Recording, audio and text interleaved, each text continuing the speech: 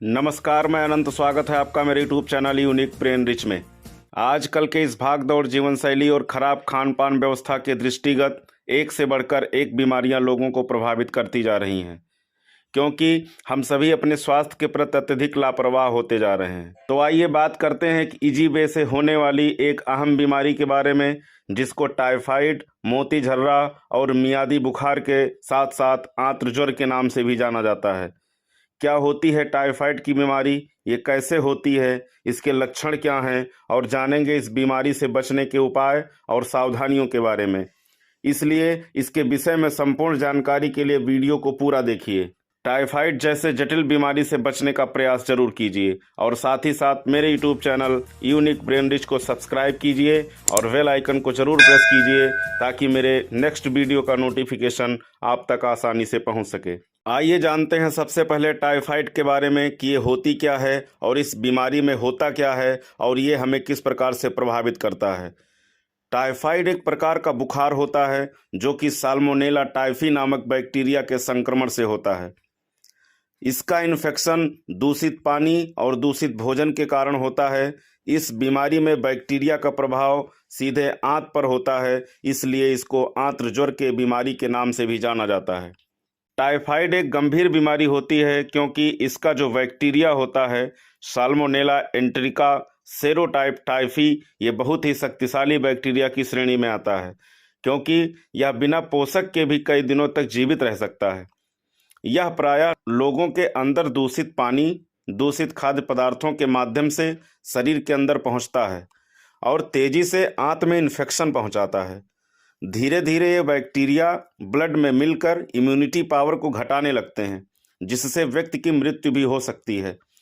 Typhoid के bacteria प्रायः रोगी के मल और मूत्र से भी संक्रमण फैला सकते हैं, इसलिए इस बीमारी से प्रभावित रोगी को स्वच्छता पर पूरा ध्यान रखना चाहिए।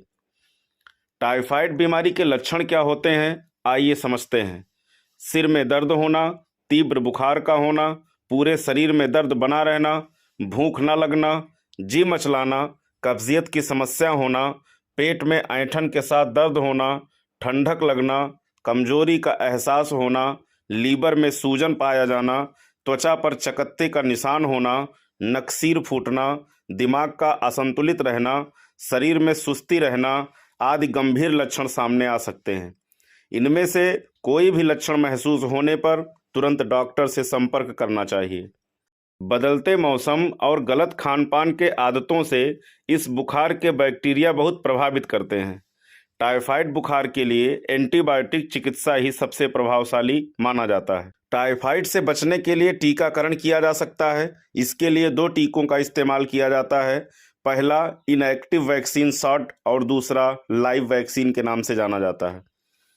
टाइफाइड बीमारी को समझने के लिए डॉक्टर कुछ टेस्ट भी करा सकते हैं, जिसमें blood test, stool test, urine culture test, bone marrow test इत्यादि शामिल हो सकते हैं।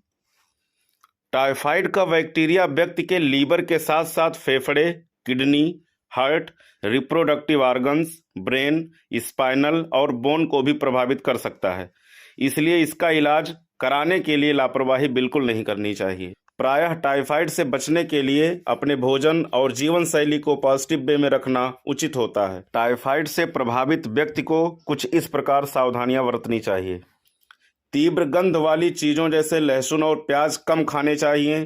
अत्यधिक तेल और मसालों का प्रयोग नहीं करना चाहिए। अत्यधिक चटपटा और तीखा भोजन बिल्कुल भी नहीं करना चाहिए। वादी चीज़ों से परहेज करें।